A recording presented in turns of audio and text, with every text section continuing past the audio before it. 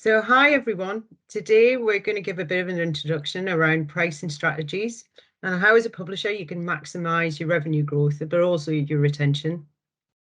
So just as a bit of an introduction, over the past few years, there's been a boom in subscriptions. There's no denying there was a huge spike post-COVID, during COVID. Everyone was signing up to different news outlets. So there was definitely a huge increase at that time. But obviously now for a publisher, the challenge is how do you retain those customers and how do you maximize your revenue from them? So pricing is obviously a key component if you're looking to remain a subscriber, but traditionally there's always been one particular price, and that's been across the board, which is pretty inflexible, and I think that makes it difficult to retain your most valuable customers, but also to maximize your revenue from them. So this can really lead to a much higher churn rate, and then you've got to acquire those users again, so that's going to increase your costs. So I'm joined today on this podcast by two veritable experts in pricing. So I've got Jeff Spies, who's Head of Subscription Management at Aptitude, and Matt Lindsay, President of Mather Economics. And we're going to talk about some of the pricing strategies that can help a publisher put a sweet spot in place for pricing, so you don't have to rely so much on acquisition and you can really look at driving that revenue growth. So welcome, guys. Thank you. So I think the first place to start really are there's some terminology when we talk about pricing which we need to be clear about. So I think price elasticity really is the first one. So Matt, if you can help us understand what price elasticity really is. Sure. So the technical definition, it's the ratio of the percentage change in sales over the percentage change in price. So if you have an inelastic product where your response to the volume is less than the percentage change in price, that will be technically less than one. So when it's really very similar to just how sensitive you are. I know there's perhaps another way we'll characterize sensitivity in a minute, but the less sensitive you are to a price change, the less elastic you are as a customer. Yeah, so you mentioned price sensitivity there. Jeff, what's your definition of that term? Yeah, there's really this concept of how your customers react to your brand and your value proposition, and how much they are willing to accept a different proposition in price, and then in turn stay with you over the long term. So they will be sensitive, obviously, but different customers will have a different degree of sensitivity, which then lends to the difference in price elasticity that you'll have across your entire customer base. Okay. So we talked about the sensitivity and the elasticity, but how do you start deciding what those prices should be? Initially, looking at a base price, what should that be, and how do you start working the different rates out? I guess Matt. So sure. So there's some kind of art and a science to pricing. There's your base price is often your list price, and so that doesn't necessarily have to be the price that your customers pay right away. But what we recommend people do is to set a base price that is consistent with the strategic place of your product in the market. So if you want to have a premium product, it's better to have a high base price, because it signals the quality and the premium nature of your product. And again, you can actually have promotional offers where you acquire customers at lower prices and gradually move them to that base price. But that's one important consideration. And then we can talk a little bit more about how you would perhaps design acquisition offers, but that's the base price perspective we have. And I think it really comes down to the objectives of your company. So if the objective of your company is to have a larger stack of dollar bills at the end of the day, then that will drive one set of base prices. Where if your objective is to actually grow your audience and to have a larger number of paying customers, that will then probably shift you in a different direction for where your base price should be. So obviously, the lower the prices tend to drive more people to take the product, and vice versa. The higher the price, then you'll get a higher stack of dollar bills, but fewer people coming in.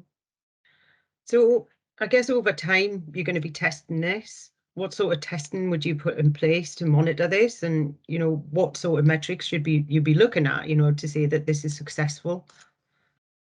Sure. So we use a couple of different approaches with pricing analysis. The first is modeling or using your historical data. So we can see how your customers have reacted to your offers and your renewal increases in the past. And we can usually segment customers based on some characteristics they may have into who's going to be more sensitive or more price elastic than others. And there's some factors like their tenure as a customer, their engagement with the product, and certain other things that are common. The other tactic we use is A/B testing. And so that's where we will take a representative sample of your customers and give them a different price. Or conversely, we can actually, if there's a price increase going to your customers, we can actually have a holdout group. And that enables us to really control for all these other factors that are affecting churn and revenue, and really just focus on what is the change in activity due to the price change. So that A/B testing is a really very helpful tactic to use, and we recommend people almost always have an A/B test going on with their pricing. Yeah, interesting. Sorry, Jeff. No, as part of that, it's sometimes daunting to start into price testing because you're not exactly sure where to start. So, some of the key principles here are just, start small. Just know that, any change that you can put out into the marketplace and accurately measure will give you that data point so that it then drives the next thing down the line. But also, really keeping it simple. So sometimes the first approach is to think of all of the different price points that you might want to test. And from experience, it's extremely hard to get a read having 7, 8, 10, 12, 15 price points in the market at the same time.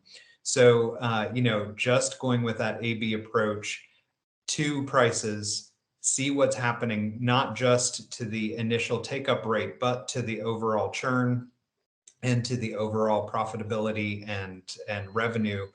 Having that in place then sort of drives the next step and the next step and the next step.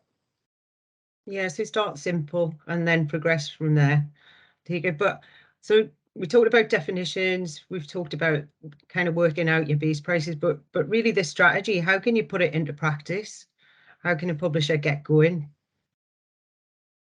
Well, I think as Jeff described, it's what Mathword will help with in many cases is the data science component of this. So how do we get the data together, do some analysis that will support a really data-driven pricing strategy. We can help you with segmentation of your audience.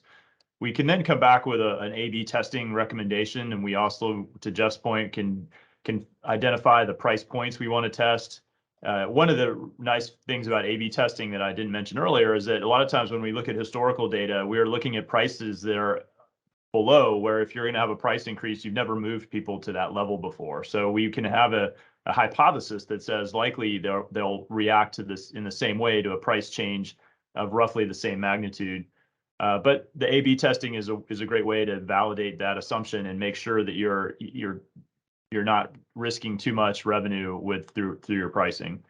So getting ready, it's really that kind of initial analysis. We can then work with the folks at Aptitude to look at the price points that will need to be able to have move people to, and then a testing program where we're able to identify that representative sample, hold them out, and move other customers to the new prices.